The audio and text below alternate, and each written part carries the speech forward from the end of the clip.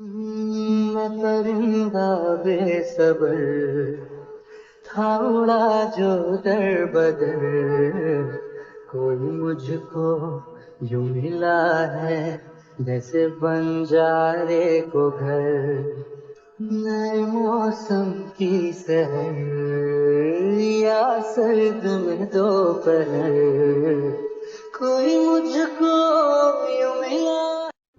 Jimmy রাতে বাসায় এসে হাত মুখ ধুয়ে আসরের নামাজ আদায় করে নিয়েছিল। পরে কিছুক্ষণ বিশ্রাম নিয়ে মাগরিবের ওয়াক্ত পড়তেই মাগরিবের নামাজ শেষ করে পড়ার টেবিলে বসে তারা। তাদের ভার্সিটি থেকে দেওয়া অ্যাসাইনমেন্ট করা শুরু করেছে। এখন বাজে রাত 8টা। জিমিন আটে ওদের অ্যাসাইনমেন্টের কাজ শেষ করে মাত্র স্টাডি টেবিল থেকে উঠল। তখনই তের দিকে তাকিয়ে জিমিন বলে, তে, তুমি কাল আমার জুতো পরে ভার্সিটিতে যেও। তুমি তো এক্সট্রা কোনো জুতা আনোনি, সাথে আমার এক্সট্রা আছে।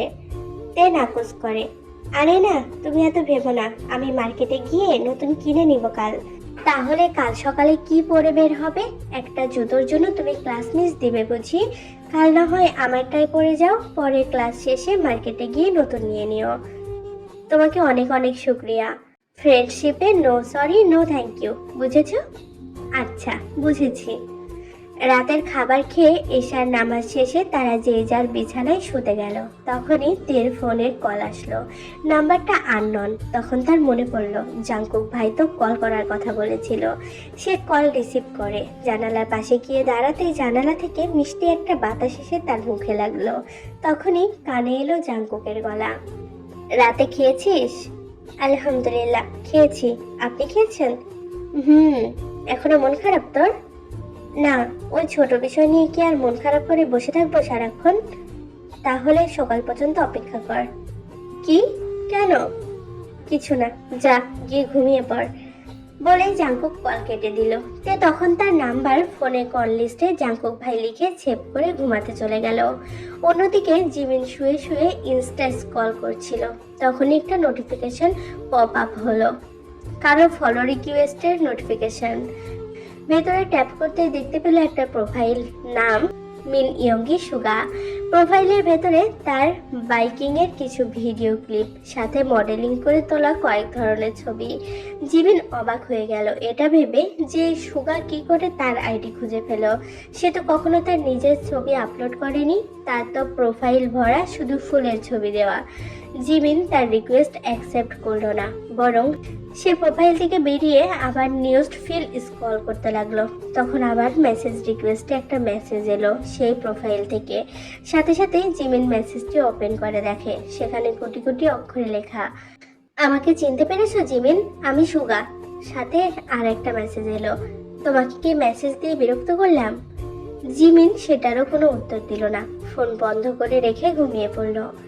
মাঝরাতে উঠে ফজরের নামাজ পড়ে একটু ঘুমিয়েছিল তে। সকালে জিমিনের আওয়াজে ঘুম ভাঙলো তার। জিমিন তাকে উঠিয়ে বলে, তে ওঠো, তোমার নামে একটা পার্সেল এসেছে।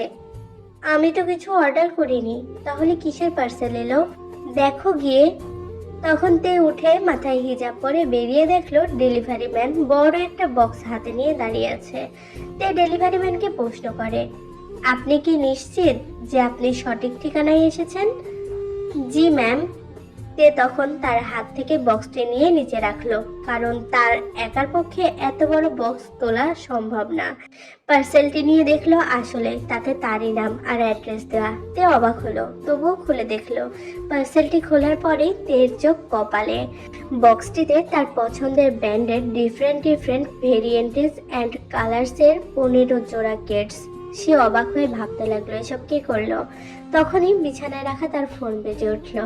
তে বক্সটি রেখে বিছানার কাছে গিয়ে ফোন হাতে নিয়ে দেখলো জাংকুকের কল। সে ধরলো।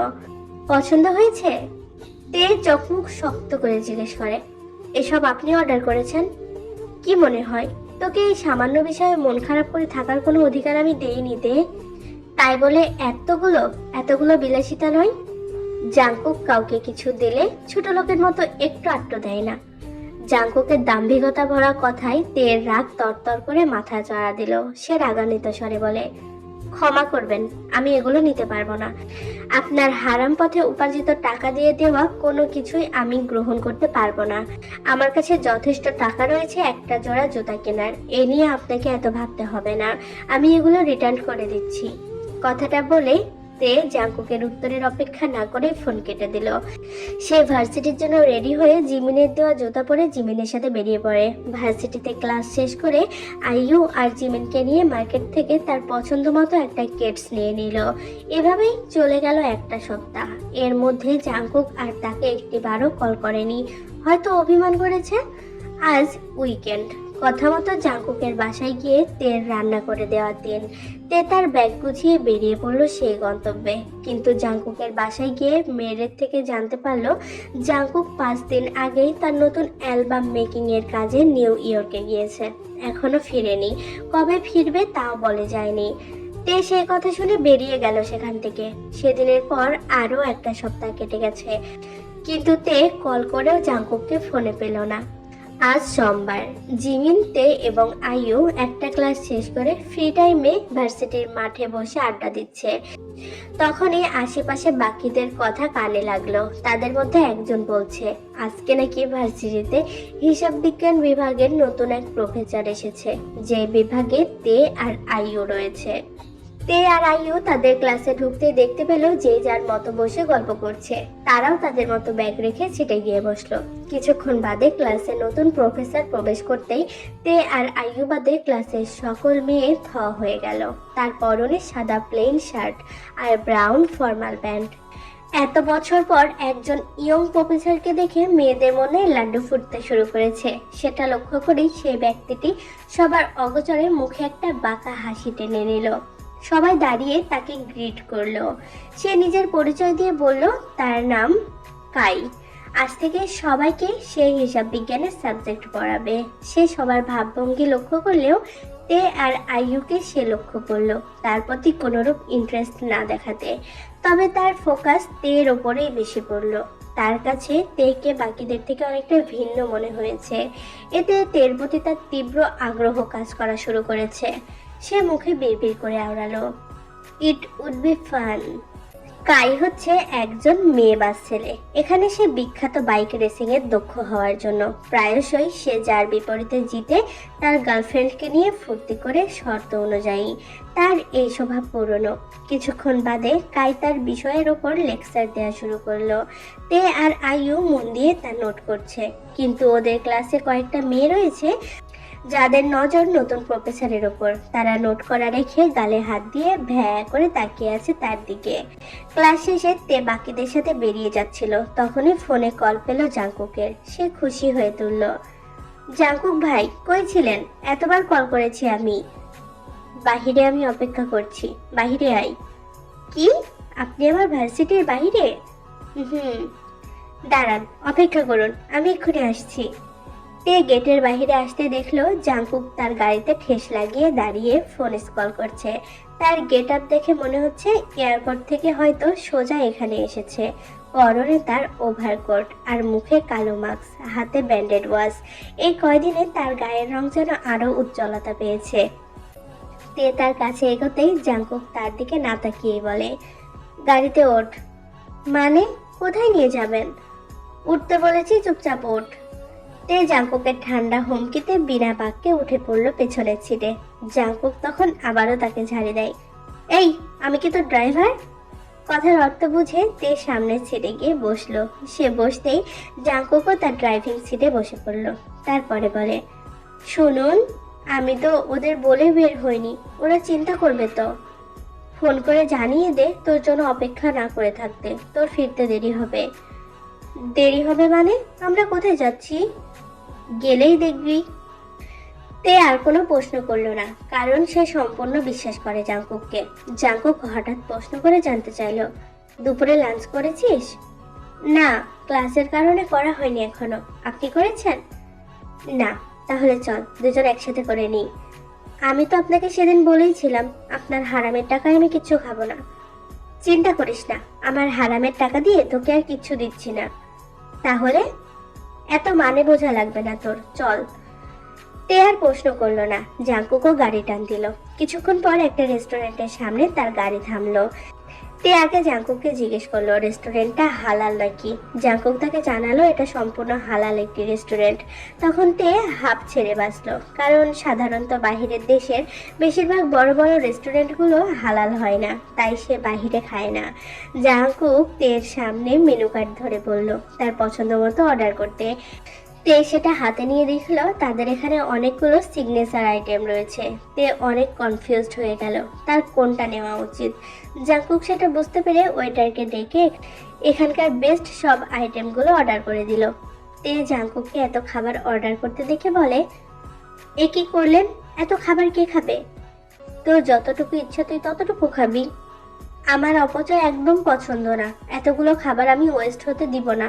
আপনি অর্ডার করেছেন, আপনি খাবেন। আজব মেয়ে তো তুই।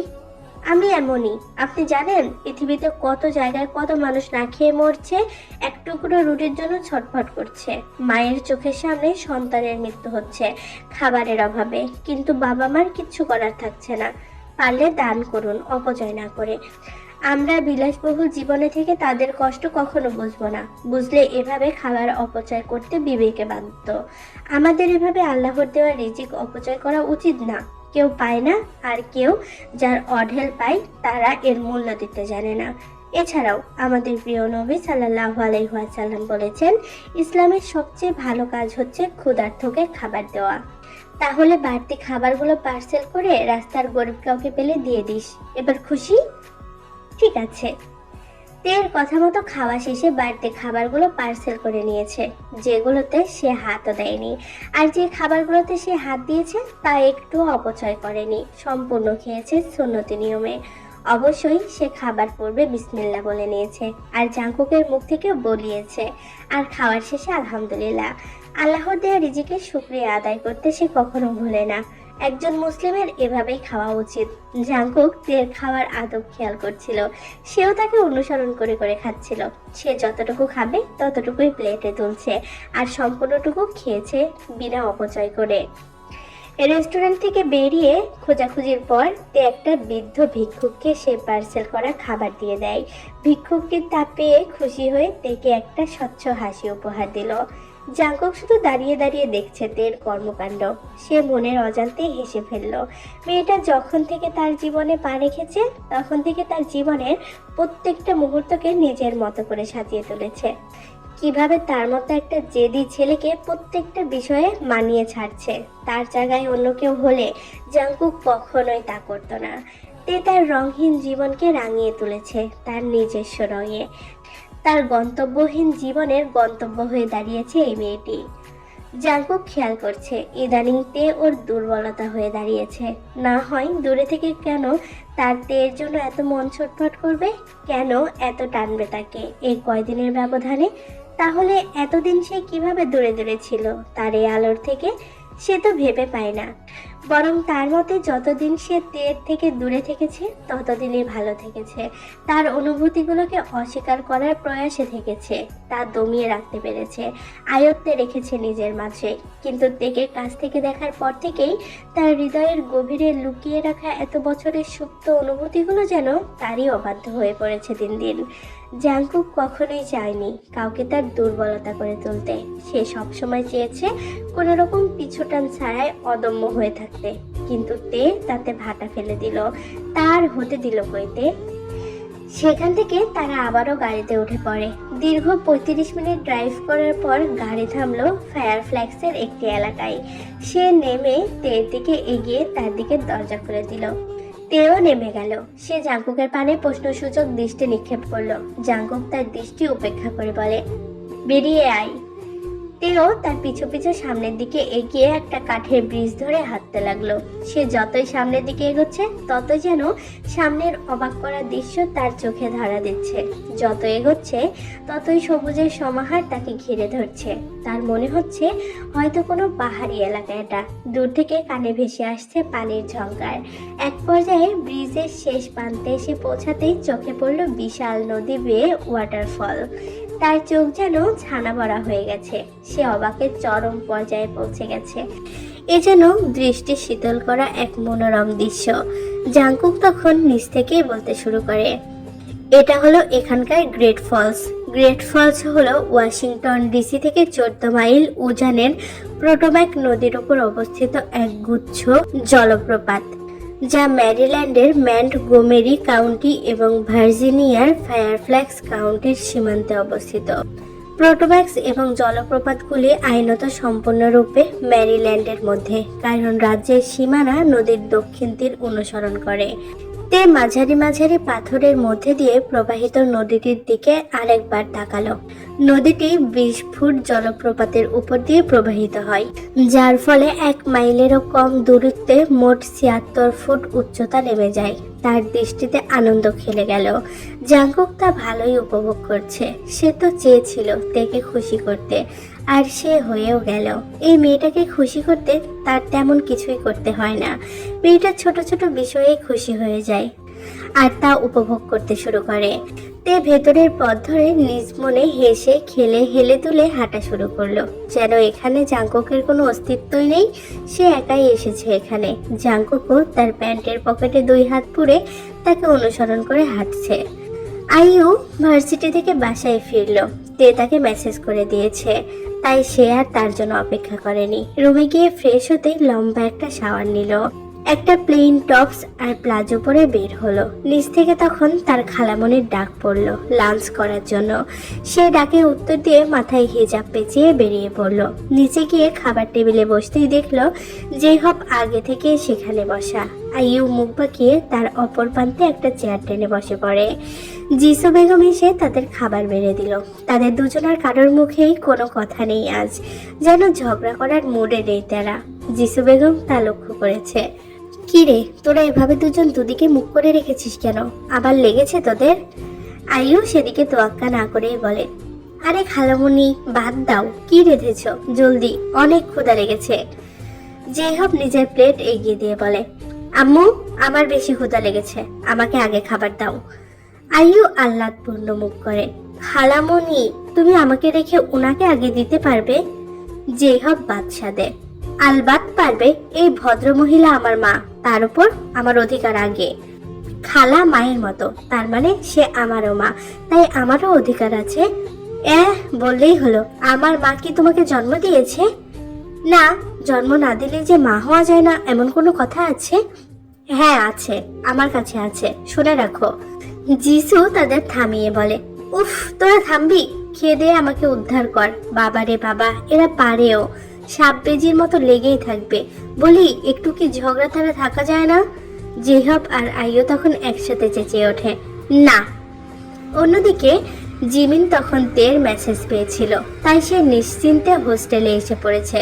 ফ্রেশ হয়ে খেয়ে দিয়ে হাতে ফোন নিয়ে বসতে দেখে ডজন খানেক নোটিফিকেশন মেসেজের, আর তা আর কেউ না, সুগা করেছে। সে বিরক্ত হয়ে সুগাকে ব্লক করে দেয়। সুগা যে ওই প্রথম দিন থেকে তাকে পছন্দ করা শুরু করেছে, জিমিন তা ঠিকই টের পেয়েছিল। তাই তো সুগাকে পাত্তা দিতে চাইছে না। সে অবুঝ না, সবই বোঝে। এমন না যে জিমিনের তাকে ভালো লাগেনি। সুগা খুবই মিষ্টি আর শান্ত স্বভাবের একটা ছেলে, কিন্তু সুগার চলাফেরা তার মোটেও পছন্দ না। জিমিন চাইছে না দুর্বল পড়ে যেতে, কোনো হারামে জড়িয়ে যেতে। সে আল্লাহকে ভয় পায়, তাই তাকে এটা করতে হবে। জিমিন ফোন রেখে একটা ফ্রেশ ঘুম দিতে বিছানায় তলিয়ে গেল। এদিকে পেঁয়াজ অনেক হেঁটেছে, সবকিছু ঘুরে ঘুরে দেখেছে, সাথে একটা ফাঁকা জায়গায় বসে ওয়াক্ত হয়ে এলে জাংকুককে বলে ব্যবস্থা করিয়ে তার আছরের নামাজটাও পড়ে নিয়েছে। তখন সন্ধ্যা নামতে আর কয়েক ঘন্টা বাকি। জাংকুক থেকে বলল এখন তারা ফিরে যাবে। তেও সম্মতি জানালো, কিন্তু মনে মনে তার ইচ্ছা হচ্ছে এখানেই থেকে যেতে, এখানে একটা বাড়ি করে নিতে। আচ্ছা সত্যি করে বলুন তো, ওই দিন আমি ঠিক মতো ঘুরতে না পেরে মন খারাপ করেছিলাম বলে আপনি আমেরিকা ফিরেই আমাকে ঘুরতে নিয়ে এলেন, তাই না? আপনি কি জানেন আপনি অনেক ভালো, কিন্তু একটু জেদি। জাংকুক অস্বীকার করে, না আমার একটু রিফ্রেশ হওয়ার দরকার ছিল, তাই এসেছি। তাহলে আগেই বলতেন, আমি জিমিন আর আইওকেও বলতাম, সাথে আপনি আপু আর ভাইয়াদেরও নিয়ে আসতেন, তারা থাকলে আরো ভালো লাগতো। সেই মুহূর্তে জাংকুক পারছে না তার নিজের মাথা নিজে ফাটিয়ে ফেলতে। সে এক টানা লং জার্নি করে আমেরিকা ফিরে কোনো দিকে না তাকিয়ে সকলের অগোচরে তেকে এখানে নিয়ে এসেছে শুধুমাত্র ওর সাথে একান্ত কিছুটা সময় কাটাবে বলে। আর এই মেয়ে নাকি তার পুরো গোষ্ঠী টেনে নিয়ে আসতে চাইছে তার সাথে। কেন, আমার সাথে একা ভাল লাগছে না বুঝি তোর? না, এটা কখন বললাম? মুহূর্তেই জাঙ্কুকের চোখে চাহনি শীতল হয়ে এলো, গলার আওয়াজ নরম হয়ে গেল। সে তের দিকে একটু ঝুঁকে দাঁড়ালো, কারণ তের উচ্চতায় তার থেকে অনেক কম। জাঙ্কুক তার দিকে ঝুঁকতেই তে অপ্রস্তুত হয়ে কিছুটা পিছিয়ে যায়। I have something for you, wait. তখনই প্যাকেট থেকে একটা কালো রঙের ছোট্ট ভেলভেটের বক্স বের করে সে। বক্সটি নিজের হাতেই খুলল। সেটা খোলার সাথে সাথেই তার ভেতর থেকে দৃশ্যমান হলো একটা সাদা থ্রেড। তে শুধু তার ফ্যাল ফ্যাল চোখে নীরবে দেখে যাচ্ছে। জাঙ্কুক তেকে তার একটা হাত এগিয়ে দিতে বলে। তে ইতস্তবোধ করে তা এগিয়ে দিতে নাখোশ করলেও পর মুহূর্তে জাঙ্কুকের চোখ রাঙানি দেখে ধীরে সুস্থে তা এগিয়ে দিল। জাঙ্কুক দক্ষ হাতে সুতা থেকে সামান্য অংশ এক টানে ছিঁড়ে সেই অংশের আগা দিয়ে তের রিং ফিঙ্গারে একটা গিট বেঁধে নিল। সাথে এটাও বিশেষভাবে খেয়াল রাখলো যেন তার হাতের স্পর্শ তের আঙুলে না লাগে। তারপর সে সুতোর বাড়তি অংশ টানাটানি করে সামান্য উঁচু করে ধরে। তাতে একটা সুন্দর পার্পল রঙের ডায়মন্ড রিং ছেড়ে দিল, যা স্লিপ করে তের আঙুলের মাঝে গিয়ে থামলো। তে সেখানেই থমকে আছে। তার আঙুলের মাঝে আংটিটি স্লিপ খেয়ে আসতেই সে সেটাকে ঘুরিয়ে দেখলো। অনেক সুন্দর একটা পার্পল ডায়মন্ড চিকচিক করছে আংটিটাতে। তে বিস্ময় নিয়ে চোখ তুলে তাকালো জাঙ্কুকের দিকে। জাঙ্কুক তার দৃষ্টির অর্থ বুঝলো। চিন্তা করিস না, এটা আমার হারাম পথের উপার্জিত টাকায় কেনা না। মাঝে মাঝে গ্রাফিক্স ডিজাইন করতাম শখের বসে বা সময় কাটাতে, কিন্তু সেখান থেকে পাওয়া টাকা কখনো তোলা হয়নি। এটা সেই টাকায় কেনা। কিন্তু এটা তো অনেক দামি মনে হচ্ছে। এটা আপনি আমার জন্য কেন নিয়েছেন? ইচ্ছে হলো তাই। কেন, তোকে কিছু দিতে হলে বুঝি তোর অনুমতি নিতে হবে আমার? তবুও আমি এত দামি উপহার কিভাবে নেই? তোর পছন্দ হয়েছে নাকি সেটা বল। শুধু পছন্দ না, অনেক অনেক পছন্দ হয়েছে। এটা অনেক সুন্দর। সেদিন মার্কেটে জুতো কিনতে গিয়ে তের ঠিক এইরকমই একটা আংটি পছন্দ হয়েছিল, কিন্তু তখন তার কাছে সেটা কেনার জন্য যথেষ্ট পরিমাণে টাকা ছিল না বলে সে নিতে পারেনি। জাঙ্কুক অজান্তেই তাকে তেমন একটা উপহার দিল। ভাবতেই তার মনে খুশির ঢল বইতে লাগলো। তখন জাঙ্কুকের কণ্ঠ তার কানে আসে, তাহলে চল গাড়িতে ওঠ, তোকে আবার সময় মতো হোস্টেলে পৌঁছে দিতে হবে। আজ টানা 4-5টা মিটিং হ্যান্ডেল করতে করতে রাত 8টা বেজে গিয়েছে ইউনোর। অনেকটা স্ট্রেস ফিল করছে। তার কেবিনে গিয়ে আরামদায়ক চেয়ারটাতে মাথা এলিয়ে দিয়েছে। তখন রোজ এসে তার চেয়ারের হাতলে হাত রাখে। Feeling straight? ইউনো কপালে হাত রেখে বলে, yeah, I need some refreshment. তাহলে আজ রাতে হাইওয়েতে হয়ে যাক একটা race. That sound good. Then what are you waiting for? কথা মতো বাইক নিয়ে হাইওয়েতে পৌঁছালো তারা। ইউনো রোজকে ঠিক করে হেলমেট পরিয়ে সেও পরে নিল। তাদের পজিশন ঠিক রেখে তারা একে অপরের দিকে তাকিয়ে চোখ মেরে বেস্ট অফ লাক জানিয়ে বাইক টান দিল। প্রথম পর্যায়ে ইউনো এগিয়ে থাকলেও পর মুহূর্তে তাকে ওভারটেক করে ঝড়ের গতিতে সামনের দিকে এগিয়ে গেল রোজ।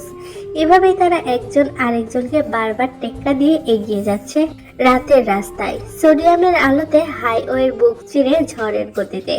এক পর্যায়ে একটানা রেস চালিয়ে যাওয়ার পর জিতল রোজ। তবুও ইউনো তার হেলমেট খুলে একটা বিজয়ী হাসি উপহার দিল রোজকে। দেখতে দেখতে আজ 1 মাস হয়ে এলো তে আমেরিকাতে শিফট করেছে। সে এখানকার পরিবেশ আর আবহাওয়া দুটোর সাথেই ভালোভাবে নিজেকে খাপ খাইয়ে নিতে পেরেছে। এদিকে ইদানিং সে ভালোই ব্যস্ত হয়ে পড়েছে পড়াশোনা নিয়ে। এর মাঝেই প্রতিদিন বাড়ির লোকের সাথে কথা বলে নেয় সে। আজকেও ঠিক তাই করলো। আমেরিকাতে তখন বাজে সকাল 7টা। তে ফোন করে বাড়ির সকলের খোঁজ খবর নিচ্ছিল এক এক করে। সবার সাথে কথা শেষ হলে ন্যান্সি ফোন নিয়ে বোনের সাথে একান্তে কিছু আলাপ জুড়ে দেয়। তে আর ন্যান্সি ফোনে কথা বলছিল, তখনই আইয়ু আচমকা পেছন থেকে এসে তেকে চমকে দেয়। আসসালামু আলাইকুম আপনাকে। তে হক চুকিয়ে বলে, ওয়ালাইকুম আসসালাম। আইয়ু, তুই এখানে?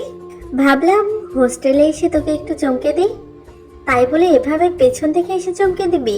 আমি ন্যান্সির সাথে ফোনে কথা বলছিলাম। ও ও ন্যান্সি, দে আমিও কথা বলবো, অনেকদিন হলো কথা হয় না মেয়েটার সাথে। তে আইয়ুকে ফোন এগিয়ে দিল। এবার আইয়ু আর ন্যান্সি কথা বলতে লাগলো।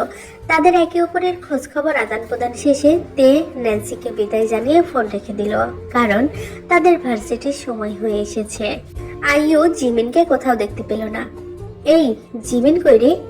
ও ওয়াশরুমে গিয়েছে, এক্ষুনি চলে আসবে। কথার মাঝেই জিমিন রুমে প্রবেশ করে।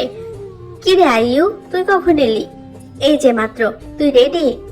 হ্যাঁ, চল তাহলে বেরোই। তারা ভার্সিটি পৌঁছতেই দেখতে পেল সকলের তোড়জোড় লেগে আছে। সম্পূর্ণ ভার্সিটির প্রত্যেকটা কর্নার সাজসজ্জায় পূর্ণ হচ্ছে। আইও ডেকোরেশন করতে থাকা কয়েকজনের মধ্যে থেকে একটা মেয়েকে গিয়ে জিজ্ঞেস করলো এখানে কি হচ্ছে। তখন মেয়েটা তাকে জানালো আর 2-3 দিনের মধ্যেই তাদের ভার্সিটিতে ফ্রেশারদের স্বাগতম জানাতে ওরিয়েন্টেশন প্রোগ্রাম হচ্ছে। এর নোটিফিকেশনও কিছুক্ষণ আগে টানিয়ে দেওয়া হয়েছে। এসব তারই আয়োজন। আইয়ু খুশি হয়ে তেদের বলতে গেল, কিন্তু অতি উত্তেজনায় শুনতে পেল না পেছনে থাকা মেয়েটার বলা আরেকটা কথা, যে সেদিন বিশেষ কেউ একজন আসবে তাদের ভার্সিটিতে। জানিস, ভার্সিটিতে শীঘ্রই ওরিয়েন্টেশন প্রোগ্রাম হতে চলেছে। এসব আমাদের জন্য করা হচ্ছে, আমরাই তো ফ্রেশার্স না। আমার এসব নিয়ে এত মাতামাতি নেই। তেও তার সাথে একমত। হ্যাঁ, আমারও। আইও দুজনের কথা শুনে বলে, কেন? কারণ প্রোগ্রাম মানে গান বাজনা, আর আমার এইসব ফেতনা ভালো লাগে না। তাই বলে ভার্সিটির প্রোগ্রাম এনজয় করবি না? সে পরেরটা পরে দেখা যাবে, চল ক্লাসে চল। আইও তাকে থামিয়ে বলে, আরে আগে চল ওদের সাথে ডেকোরেশনে হাত দিই, আমার ভালোই লাগে এসব করতে। আর এমনিতেও এসবের জন্য হয়তো ক্লাসই হবে না ঠিক মতো, সবাই ডেকোরেশন নিয়ে ব্যস্ত, দেখছিস না? এভাবেই আজ ভার্সিটিতে সারাদিন ওদের এসব আয়োজনেই কেটে গেল। বাসায় এসে নিত্যদিনের মতো কাটলো জিমিন আর তের দিন। রাতে বিছানায় যেতে কাছে থাকা ফোনটা বেজে উঠলো তের হাতে, নিয়ে দেখলো বেগম কল করেছে। তে বিলম্ব না করে তা তুললো। ফোন তুলতেই বেগমের কণ্ঠ ভেসে আসে, আসসালামু আলাইকুম, কেমন আছো তে? ওয়ালাইকুম আসসালাম, আলহামদুলিল্লাহ ভালো আছি। আপনি কেমন আছেন বেগম ভাইয়া? ভালো কি করে থাকি, তুমি কি আমার একটু খোঁজ খবর রাখো? ওখানে গিয়ে তো ভুলেই গেছো। কি বলছেন? আমি তো আমেরিকায় এসে আগে সবার সাথে কথা বলে নিয়েছি, আর আজও চাচির থেকে আপনার কথা জিজ্ঞেস করেছি, তিনি তো বললেন আপনি ভালো আছেন। তাহলে ভুলে গেলাম কখন? তুমি তো আমার খোঁজ আমার মায়ের থেকে নিয়েছো, একটাবার আমাকে কল করে জিজ্ঞেস করেছো।